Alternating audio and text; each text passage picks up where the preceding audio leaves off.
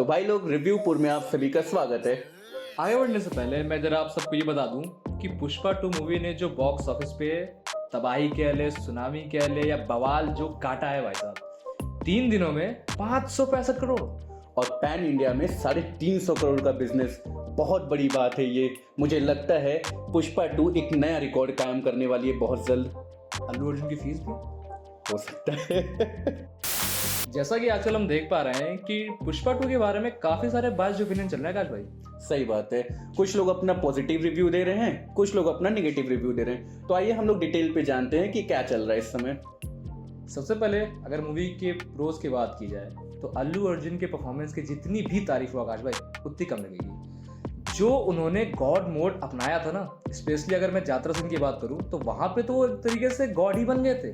काली माँ का जो उन्होंने गेटअप लिया था और जो डांस किया है, और यात्रा वाले सीन को शूट करने में उनको 1 महीने पूरे लगे थे, और वो भी उन्होंने अपने होम स्टूडियो में उसको शूट किया था।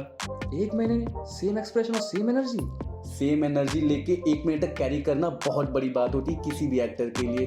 और साथ ही में जितने भी सपोर्टिंग कास्ट थे उनकी भी तारीफ करनी पड़ेगी, जैसे कि अपना वो साथ वाला केशव था ना। केशव सिर्फ पुष्पा का एक राइट हैंड नहीं बल्कि एक दोस्त, एक भाई, उसके हर तरीके से उसके साथ रहा करता था। बट इसके अलावा भी जैसे कि हमने पिछले वीडियो में बात किया था रश्मिका कैरेक्टर के बारे में कि उनका यात्रा सीन में एक मोनोलॉग आता है, बट सिर्फ वही सीन नहीं है, वो इसके अलावा भी पूरी मूवी में अपने फैमिली को सपोर्ट में रखती हैं, पुष्पा को सबसे आगे रखती हैं। और कुछ कुछ जगहों पे तो मतलब मुझे ऐसा लगता है कि कुछ कुछ जगहों पे उन्होंने एक इमोशनल जो एक भारतीय नारी के अंदर पाया जाता है, तो ओवरऑल रश्मिका का परफॉर्मेंस अच्छा था। और मूवी में फाफा ने अपने कैरेक्टर को पूरे तरीके से जस्टिफाई किया है। उनका जो कैरेक्टर था एक कॉप का, एक ऐसा कॉप जिसके ईगो पे बात आ गई थी, एक ऐसा कॉप जो चंदन के तस्करी को रोकना चाहता है, उसको स्पेशली इसीलिए भेजा गया है, और जो उस चीज़ को रोकने में नाकाम हो रहा है। और स्पेशली फाफा के उस सीन की बात करनी ज़रूरी है जो इंटरवल के जस्ट पहले वाली सीन। उस सीन में क्या हुआ था आलोक, क्या कहना चाहोगे?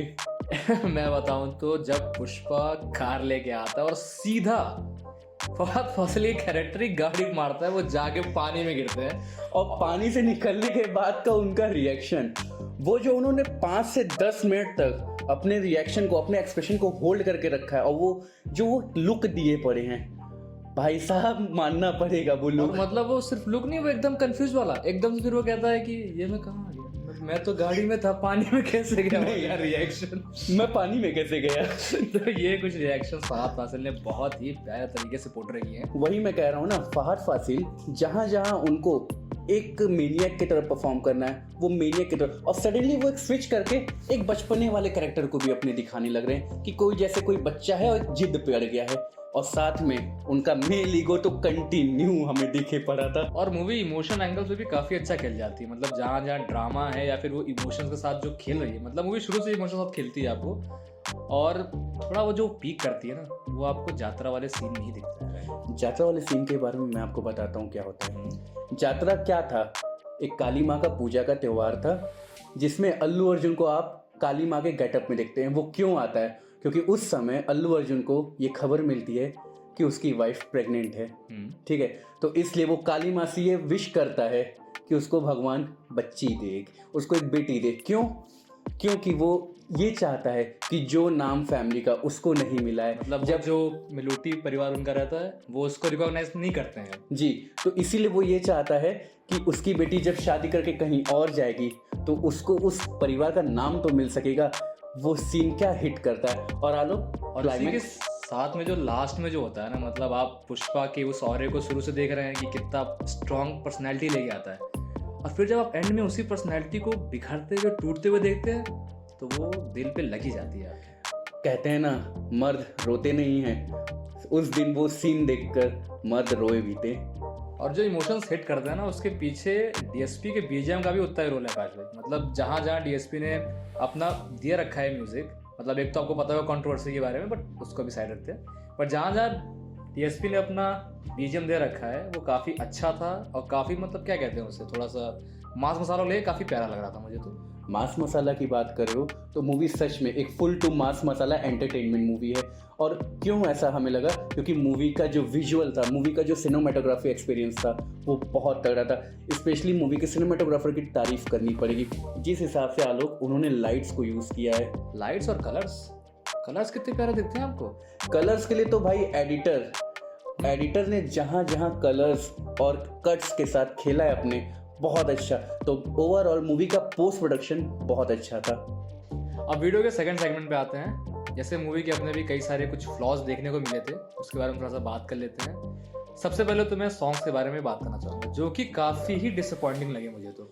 एक दो सॉन्ग्स को छोड़ के बाकी सारे सॉन्ग्स मुझे ऐसा लगता कि ये एग्जिस्ट ही क्यों कर रहे हैं। मूवी से हम लोगों को कट कर दे रहे थे, जो स्टोरी चल रहा था वो कट कर दे रहे जैसे थे। वो किसिक वाला सॉन्ग ही था कि वो मतलब मूवी चल रही है, फिर एकदम से किसिक सॉन्ग डाल दिया, कोई उसकी वैल्यू नहीं थी, बेमतलब का डाला गया। कोई मतलब नहीं था। और जो सॉन्ग्स अच्छे भी थे ना, वो डिवाइन सॉन्ग्स ही थे। जैसे वो काली माँ वाला सॉन्ग हो गया, फिर क्लाइमेक्स का सॉन्ग हो गया, वही अच्छे थे। तो वही मैं कह रहा हूँ ना कि मूवी के कुछ सॉन्ग्स हम लोगों को स्टोरी से भटका रहे थे, और उसी के साथ हम लोग स्टोरी पे बात करते हैं। स्टोरी के तो भाई अपने ही वीक लिंक्स थे काफी, क्योंकि ऐसा मैंने आपको पिछले वीडियो में बताया था ना कि मूवी का कोई एक मेन प्लॉट है नहीं, हमेशा वो सब प्लॉट्स में बिखरी हुई है। तो यहाँ भी वही था। जैसे कि मैं आपको बता दूं, एक ये नया कैरेक्टर इंट्रोड्यूस करते हैं लास्ट में, कौन सा वो, कोई तो रेड्डी था, कोई एक तो रेड्डी भाई करके। सारे ही रेड्डी है इसमें, पीका रेड्डी, रेड्डी, बुग्गी रेड्डी, हाँ जो नया कैरेक्टर था, तो वो भतीजा उसका जी। तो उस भतीजे का कैरेक्टर इन्होंने एकदम से इंट्रोड्यूस कर दिया, और वो किसके बिहाफ पे कर आपको पता है, फहद फासिल के कैरेक्टर को बरी करके। एंड पता नहीं कैसे वो फाफा का कैरेक्टर अचानक से कहाँ पे बरी हुआ, कैसे एंड हुआ, क्यों एंड हुआ, कुछ समझ नहीं आया। जो इंसान सिर्फ कपड़े उतरवाने की चीज को अपने ईगो पे लेके इतना लंबा चेस किया है, और वो भी मतलब कपड़े उतरने की बात वो थी, उसने सीएम तक को भी उतरवाया सीएम को भी उतरवाया भाई उसने। वो बंदा बीच मूवी में कर रहा है, वाई, कोई रीजन नहीं मिला उस चीज का। और अभी अगर हम क्लाइमेक्स पे ही हैं तो आकाश भाई वो जो फ्लाइंग केचुआ आपने कभी केचुए को उड़ते हुए देखा है? आप पुष्पा 2 में देखेंगे। स्पेशली लास्ट में एक सीन है जो कि उन्होंने फर्स्ट पार्ट के एक सीन को रिक्रिएट करने का कोशिश किया। फर्स्ट पार्ट में अल्लू अर्जुन के हाथों को बांध दिया गया था, लेकिन अल्लू अर्जुन फिर भी एक बहुत ही इम्पैक्टफुल एक्शन करके दिखाते हैं। एक्शन में तो था भाई उनका। लेकिन सेकंड पार्ट में हमारे सुकुमार साहब ने बोला कि एक स्टेप और आगे जाते हैं हम तो लोग, हम पैरों को भी बांध देते हैं इसमें। और वो पैरों को बांध के, पैर और हाथ बांधे अल्लू अर्जुन एक केचुए की तरह जमीन पे रेंग रहे हैं। फ्लाई करके वो गले को पकड़ रहा है, और गला पकड़ के वो हवा में टर्न कर जा रहे हैं। वो उनको कहीं से तो कुछ वहां पे एक इनविजिबल मिल रहा है जहां से वो उसको टेक ऑफ कर रहे हैं, घूम रहे हैं। बट हाँ, इम्पैक्ट अच्छा था, क्योंकि ये तो भी ऐसा हो गया कि हाँ ये कुछ विजिबल थे चीजें जो हम लोगों को एक्शन में, बाकी ओवरऑल एक्शन बहुत अच्छा था। एंड हाँ, कुछ कुछ जगह वायर वर्क्स बहुत ही ज्यादा हम लोगों को पता चल रहे थे। लेकिन जापान का क्या हुआ? इस बार रुकिए, इस बार मैं आपको बताऊंगा क्या हुआ। तो मूवी की स्टार्ट ही जापान के सीन से होती है, जहाँ पे उनका वो पूरा एक्शन वाला सीन होता है। बट वहाँ पे भी अगर मैं बोलूँ तो मुझे समझ में नहीं आया कि क्या वो सपना था या सच में हुआ था। काश भाई मैं बताता हूँ, उसमें ये दिखाता है कि ट्रेडिंग के लिए वो लोग हाफ नोट का यूज करते हैं, आधे फटे हुए नोट का यूज करते हैं, जो कि ट्रेलर में भी वो किसी किमोनो वाले आदमी को देता है थोड़ा सा। हाँ, हमने ट्रेलर में भी एक सीन देखा है जापान का, जिसमें पुष्पा किसी महल में है जापानीज, जिसमें वो आधे नोट को किसी किमोनो पहने हुए इंसान के साथ शेयर करता है। बट मूवी में वो सीन है ही नहीं।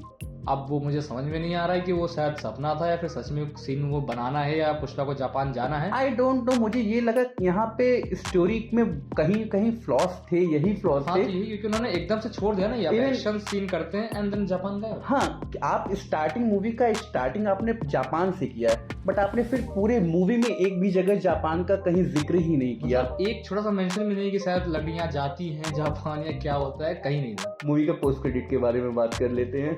पोस्ट क्रेडिट के बारे में अगर मैं बोलूँ तो वो एक नए कैरेक्टर को इंट्रोड्यूस कर रहे थे, या फिर वो हमारा फहाद ही है। मुझे लगता है कि वो फाफा ही है, क्योंकि तुम नोटिस करो, फाफा का जितना अल्लू अर्जुन के साथ एक कनेक्शन दिखाया गया मूवी में, उतना ही उसके रेडियो के साथ भी एक कनेक्शन दिखाया गया। और अगर आप देखेंगे ना पोस्ट क्रेडिट में, तो वो रेडियो आपको दिखेगा जरूर। हाँ, उन्होंने बहुत माइन्यूट सेकंड्स के लिए था, बट वो था, वो आपको दिखेगा। एंड सेकंड थिंग, वो जो लास्ट में कैरेक्टर आता है उसके बाल थे। अब वहीं पे लोग समझ नहीं पा रहे, बैक से शॉट है कि वो फाफा का कैरेक्टर है कि कोई नया कैरेक्टर, बल्कि उसी मैं के बता साथ रहा बल्कि रूमर्स भी ये है कि वो शायद विजय देवरकोंडा हो सकते हैं। ये रूमर्स की बात है, मुझे पता नहीं है।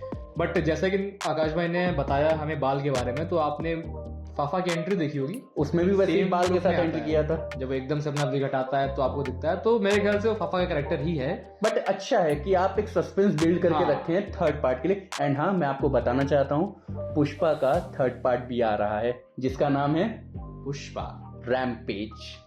अब एक सीन आप मुझे जरा बता दीजिए आकाश भाई, इसमें ये एक्शन के टाइम पे जब पिछले मूवी में सिर्फ हाथ बंधे थे तो इन्होंने पैरों के साथ किया, इस बार पैर भी बांध दिए तो ये केचुआ बन गए। अगली बार क्या करेंगे ये, मुंह बांध इस बार मुंह से अटैक किया है ना, तो अगली बार हाथ पैर और मुंह भी बांधे होंगे। सुकुमार जी लिख लीजिए इसे जरा। ये तो हो गया हमारा पुष्पा 2 को लेके रिव्यू। इसके अलावा अगर आपके मन में भी कोई व्यूज है या कोई आपका फैन थ्योरी है किड सीन को लेके, तो आपके लिए कमेंट बॉक्स हमेशा खुला है। आप आइए, अपने व्यूज यहाँ पर डालिए और थोड़ी सी हमारी एंगेजमेंट बढ़ाइए। And this is all for today. Stay tuned for the next video and hope you like, comment and share this video. साथ ही में इसको सब्सक्राइब करिए ताकि हम आपसे दोबारा रिव्यू में मिल सकें।